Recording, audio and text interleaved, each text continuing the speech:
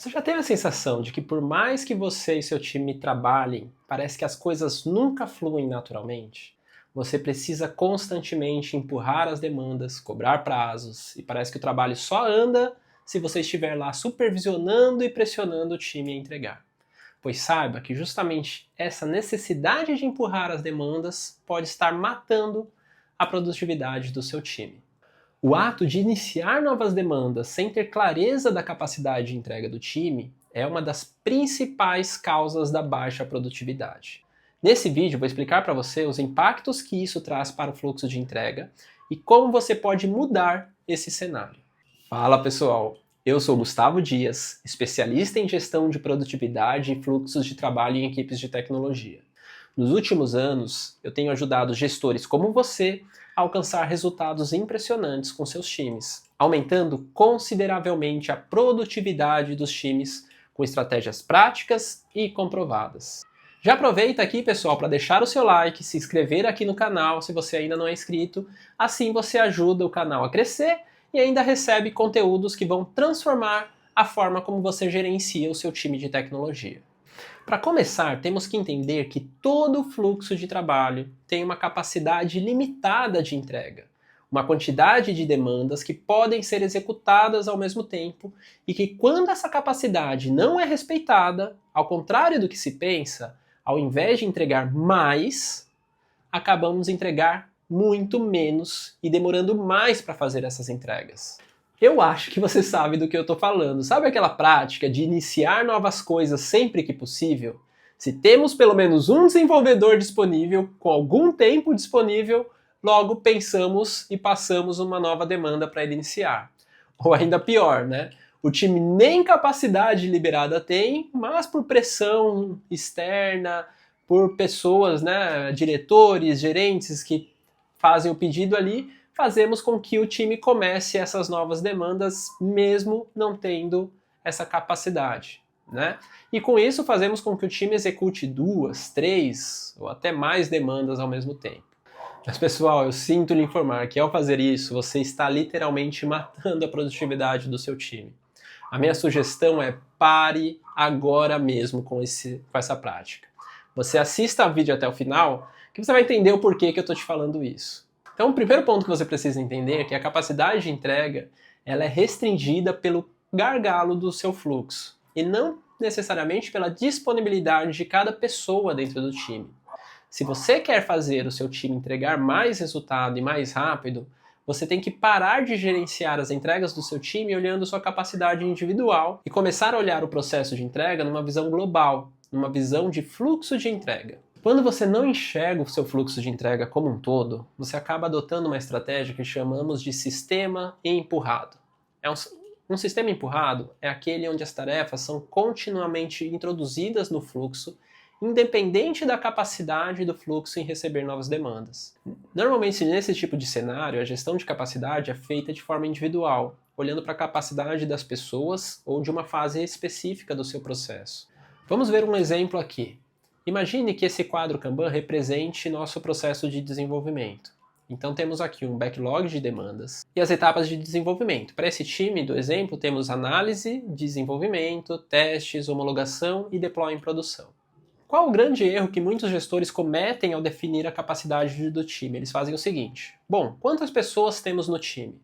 Vamos dizer que para esse exemplo temos 2 analistas, 6 desenvolvedores e 2 analistas de qualidade, 2 QAs. Então, na cabeça desses gestores, pronto, temos a solução. Se temos 2 analistas, conseguimos tocar pelo menos 2 itens por vez ali na fase de análise. Se temos 6 desenvolvedores, logo podemos tocar pelo menos 6 itens nessa fase por vez. E para fechar, pelo menos 2 itens em testes por vez. Um adendo. Aqui, isso é um cenário ainda bonito. É difícil achar aí times que cada pessoa está tocando 2, 3, até 5 coisas ao mesmo tempo. Por isso que eu digo, pelo menos 2, pelo menos 6, pelo menos X itens serem executados ao mesmo tempo. Mas para esse exemplo, não vamos para um cenário tão extremo. Vamos pensar aqui num cenário minimamente bonitinho, um cenário mais simples, onde a gente vai tocar, né, respeitando a capacidade da quantidade de pessoas por fase que nós temos. Mas mesmo nesse cenário mais controlado, acabamos de tomar decisões que vão matar a produtividade do seu time. Isso porque você está olhando para a capacidade do seu time de forma errada. De novo, no fluxo de entrega temos que ter um olhar sistêmico sobre o processo. Controlar fase a fase não vai levar seu time a performar mais. Posso te garantir isso. E esse desenho que fizemos é um desenho de um sistema empurrado. Não respeitamos a capacidade do fluxo. Olhamos a capacidade de forma individual ou no máximo por fase do processo. E com isso, empurramos novas demandas mesmo sem saber se o fluxo como um todo terá capacidade de absorvê-la. Mas quais as consequências disso? Bom, em um sistema empurrado, normalmente tarefas se acumulam, geram uma fila enorme em algumas fases do processo. Isso cria gargalos constantes, além de inserirmos várias fontes de desperdício dentro do nosso fluxo. E de quebra, ainda aumentamos a ansiedade da equipe, geramos estresse, trazemos erros e bugs frequentes, retrabalho para dentro do fluxo e no final das contas, ao invés de produzir mais, você vai estar aumentando os desperdícios e sobrecarregando todo mundo do seu time. Olha, eu vou te falar, é bem fácil identificar que isso está acontecendo, viu? Se o seu time começa mais demandas do que termina, tem um monte de trabalho em andamento, e mais alguns foram iniciados e depois paralisados, tem algumas filas de demandas antes de cada fase do processo, ou ainda, né, seu backlog não para de crescer, então eu sinto lhe informar, mas provavelmente você tem um sistema empurrado de trabalho implantado dentro do seu time. E sabe o que é o pior, pessoal? Nesse tipo de situação, normalmente os problemas vão começar a se acumular. Aí muitos gestores começam a achar que o problema são as pessoas do time, aí começa a querer microgerenciar esse trabalho, a medir cada passo do processo, achando que isso que vai resolver o problema. E quando perguntado o que ele precisa para resolver o problema, normalmente a resposta é: eu preciso de mais pessoas. O meu problema é a falta de pessoas e a falta de capacidade. E aí a gente entra num ciclo vicioso, porque chega mais pessoas para o time, automaticamente pensa-se que tem mais capacidade, começa-se mais demandas, e isso vira um ciclo sem fim, né? Mais pessoas, mais demandas, infla o nosso fluxo de entrega, continua num sistema empurrado, continua gerando filas e a capacidade do time indo pelo ralo, né? Através de desperdícios que estão sendo inseridos dentro desse fluxo de entrega. Então, olha, pessoal, se tem uma dica que posso dar para você, gestor de tecnologia, é que em mais de 90% dos casos, aonde você tem esse problema de produtividade não é a falta de pessoas, e sim a organização do trabalho que está errada. Então, meu amigo, se você está nessa situação, antes de pensar em contratar mais pessoas, te imploro isso, pessoal. Eu vejo muito esse problema acontecendo. Então, antes de pensar em contratar mais pessoas, pense primeiro em reorganizar o processo de trabalho. Eu te garanto que é uma solução muito, muito mais barata e, de longe, muito mais eficaz para os seus problemas. A solução para esse problema é você adotar um fluxo de entrega que usa o sistema puxado, um sistema onde a gestão da capacidade é feita respeitando a capacidade global do seu fluxo, a capacidade como um todo. Usando essa visão global sobre o processo, onde paramos de gerenciar a capacidade individual ou a capacidade por fase e passamos a gerenciar a capacidade do seu time de forma sistêmica. Gestores que usam esse sistema puxado de trabalho compreenderam que um fluxo de trabalho ele é limitado por um gargalo e que todo fluxo de entrega tem um. Esses gestores entenderam que a quantidade de itens que o time pode entregar por período e a velocidade com que farão isso será limitada por esse gargalo e não pela capacidade individual do time. Se você não sabe o que é um gargalo ou quer saber mais sobre esse assunto ou até mesmo como identificar um gargalo dentro do seu time, assista meu vídeo sobre esse assunto. Nele eu te explico com detalhes sobre o que é o gargalo, como identificar um gargalo. Eu vou deixar o link do vídeo aqui na descrição desse vídeo. Num sistema puxado, o trabalho só começa quando há capacidade disponível para isso. Ou seja, as tarefas são puxadas pela equipe de acordo com sua capacidade real de execução, garantindo que não haja acúmulo excessivo de tarefas dentro do fluxo. Então vamos voltar aqui para o nosso time de exemplo. Vamos ver qual que é a diferença de um sistema empurrado para um sistema puxado e como fazer essa transição na prática. Então, voltando aqui para o nosso Kanban do time, continuamos com a mesma quantidade de pessoas. Só que agora, para fazer a gestão do fluxo, vamos fazer isso de forma estruturada e com uma visão global, e não por fase e quantidade de pessoas em cada fase. O primeiro passo é identificar o gargalo do time. Vamos dizer que, para esse nosso exemplo, o gargalo está na fase de testes, por exemplo. Então, agora que eu sei que a capacidade do fluxo vai ser limitada pela fase de testes do fluxo, eu vou usar uma técnica chamada limitação de WIP, que é limitar a quantidade máxima que cada fase pode ter em execução ao mesmo tempo. Então aqui já vai a primeira mudança de um sistema empurrado, né, para um sistema puxado. No sistema empurrado, dizemos que a fase de testes teria pelo menos 2 itens em andamento ao mesmo tempo. Ou seja, definimos o mínimo que deveria estar em execução. Agora, no sistema puxado, estamos dizendo que essa fase tem uma capacidade máxima de execução que deve ser respeitada. Aqui, para esse limite de WIP, vamos dizer que seja 2 também. Então, a partir de agora, não podemos mais colocar novos itens para testes caso já tenha 2 itens em andamento.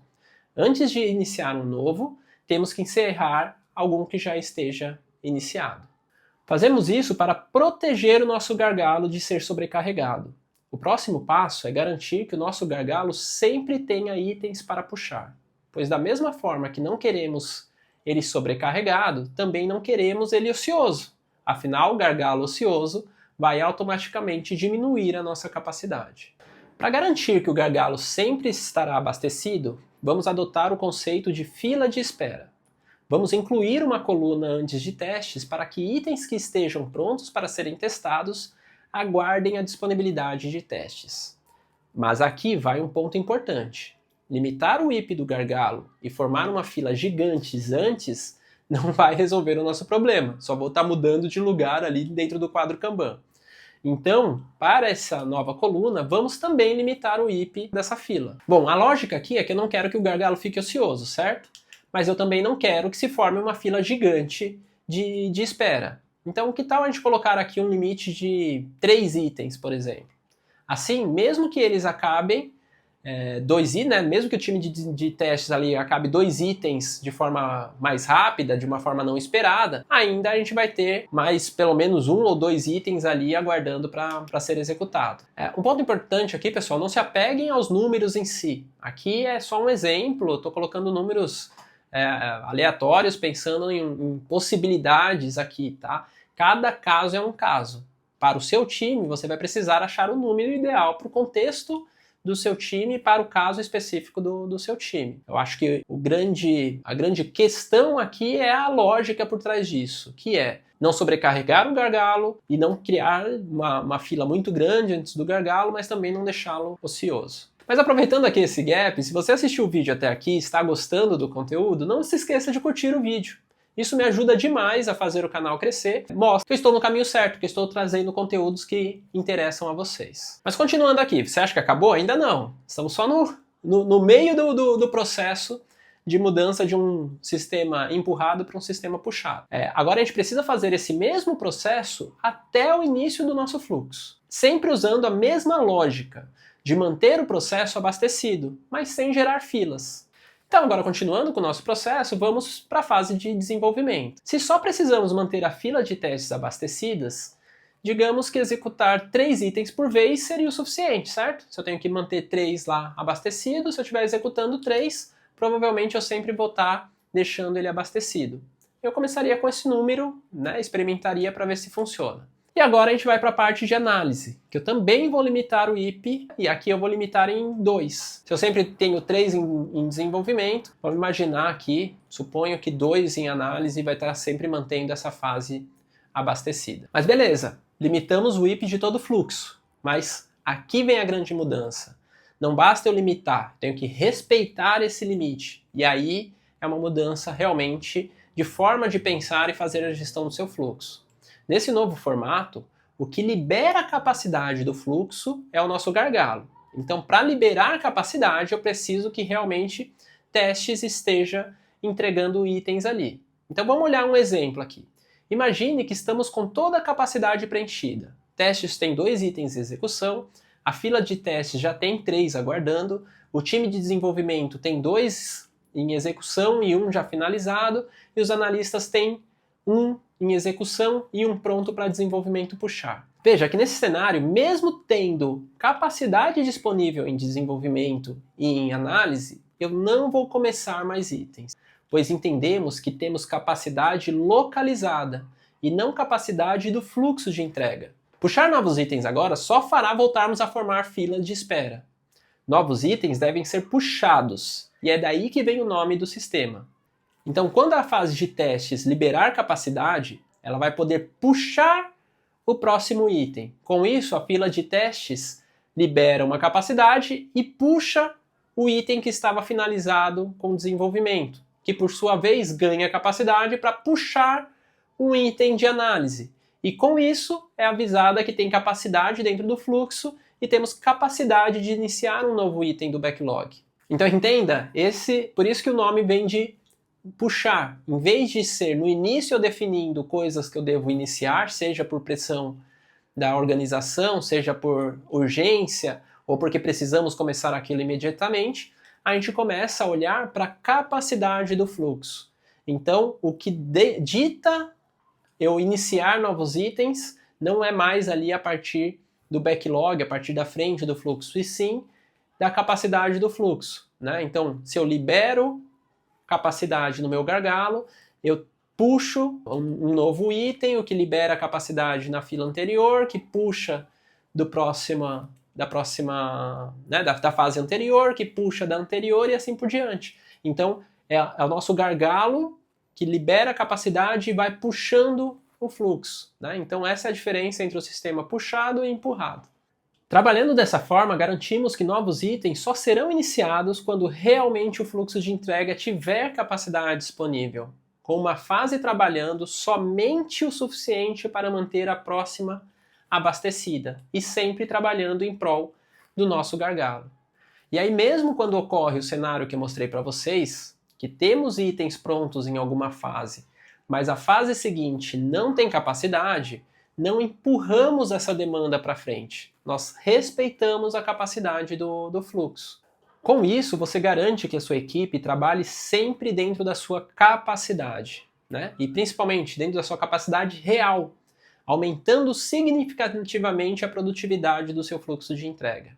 E olha, pessoal, te garanto que isso funciona. Nos últimos 10 anos, eu venho ajudando empresas com esse tipo de trabalho e várias vezes vimos times que dobraram e até triplicaram sua produtividade fazendo esse tipo de trabalho, fazendo essa mudança de método de trabalho, saindo de um processo empurrado para um processo puxado. E por isso que eu te falo, se você, gestor, está com problemas de produtividade dentro dos seus times, antes de pensar em contratar mais pessoas ou colocar a culpa nas pessoas, pense no modelo de trabalho que o time está adotando. Na maioria das vezes, o problema está aí. O sistema empurrado tem esse nome porque cada fase empurra itens finalizados para a próxima fase, pois ele olha a sua capacidade local, né?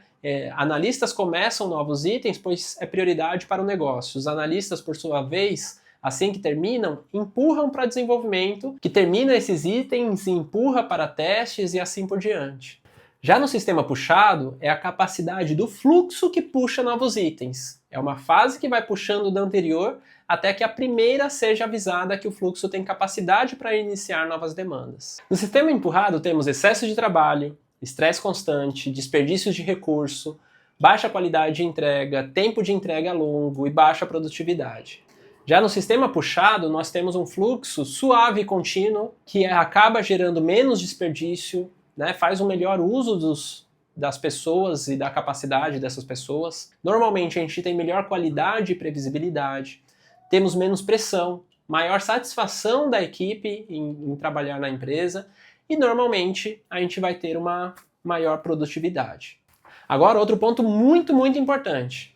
Selecionar o trabalho certo é mais importante do que simplesmente trabalhar mais. Então, um ponto importante do sistema puxado é ter uma priorização correta. Selecionar corretamente as tarefas vai garantir que você entregue o máximo de resultado possível com o menor esforço. E com isso você evita de que algo que foi iniciado seja paralisado no meio do caminho. Então, tão importante quanto adotar um sistema puxado de trabalho é ter um processo adequado de priorização de tarefa. Para isso, aplique práticas simples como critérios claros de priorização, né, valor, urgência, impacto, definição clara do que é o pronto para iniciar, quando uma tarefa realmente está pronta para o time puxar, definição clara do que é pronto para entregar. Então são pontos que te ajudam a melhorar essa capacidade de entrega do seu time.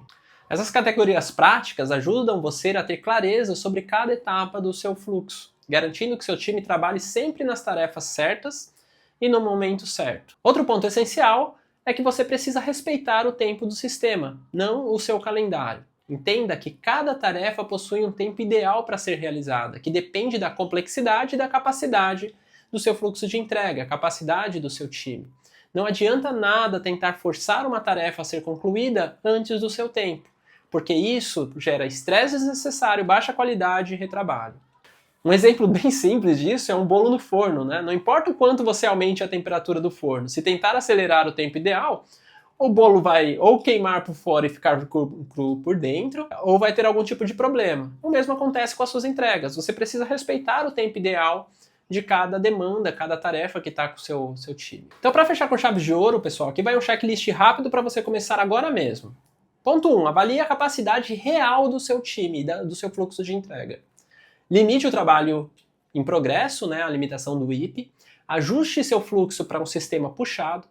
Priorize claramente suas demandas e respeite o tempo ideal das suas tarefas. Experimente aplicar essas mudanças por algumas semanas. Tenho certeza que você vai perceber uma transformação radical no desempenho e satisfação do seu time. E claro, se você gostou desse conteúdo, não se esqueça de deixar o seu like e compartilhar esse vídeo com outros gestores que também podem se beneficiar desse conteúdo. E claro, não se esqueça de se inscrever aqui no canal, ative o sininho e fique atento porque tem muito mais conteúdo prático e estratégico vindo por aí. Um grande abraço e até o próximo vídeo.